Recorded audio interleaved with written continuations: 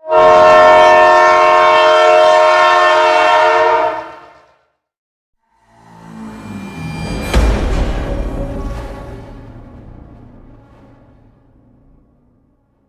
সময়ের কথা, এক ছোট্ট গ্রাম ছিল যেখানে একটি পুরনো বাড়ি ছিল।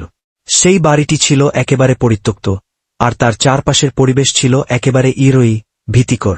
গ্রামের সবাই বলত সেখানে এক রহস্যময় ভূত বাস করে, তবে কেউ কখনো সঠিকভাবে বলতে পারত না ভূতটি কেমন। গ্রামের এক ছেলে, সাদিক, যারা রহস্য পছন্দ করত, ঠিক করল একদিন সে সেই বাড়িতে গিয়ে তার রহস্য উদ্ঘাটন করবে।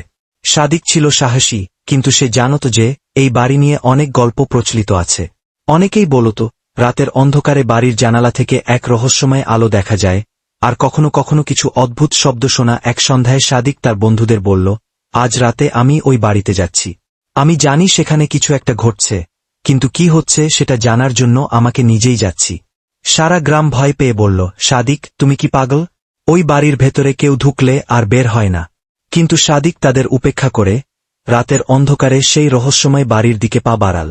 বাড়ির কাছে পৌঁছাতেই তার শরীরে এক অদ্ভুত ঠান্ডা অনুভূতি হচ্ছিল, কিন্তু সে ভয় পেল না। সে জানত সে যে রহস্য খুঁজছে। তার বাড়ির দরজা খুলে সাদিক ভিতরে প্রবেশ করল। ভিতরে যাওয়ার পর চারপাশে মৃদু এক আলোর ঝলক দেখতে পেল। সাদিক বুঝতে পারল যে সেই আলো কোথাও থেকে আসছে। সে ধীরে ধীরে অনুসরণ করল এবং অবশেষে এক কক্ষে গিয়ে পৌঁছাল। কক্ষে এক অদ্ভুত সোনালী আলো দেখছিল, যা আসলেই কোনো সাধারণ আলো ছিল না। সাদিক সেখানে দাঁড়িয়েছিল, হঠাৎ সেই আলো এক রহস্যময় আকার ধারণ করে, এবং সামনে দাঁড়িয়ে থাকা সাদা পোশাক পরা এক ভূতীয় মূর্তি রূপে ভূতটি তাকে দেখাল এবং বলল, তুমি এখানে কি করতে এসেছ? সাদিক তটস্থ না হয়ে বলল, আমি জানতে এসেছি তুমি কে এবং কেন এখানে আছো।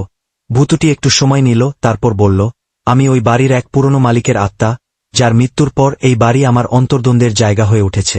আমি মৃত্যুর পরও এখান থেকে মুক্তি পাচ্ছি না।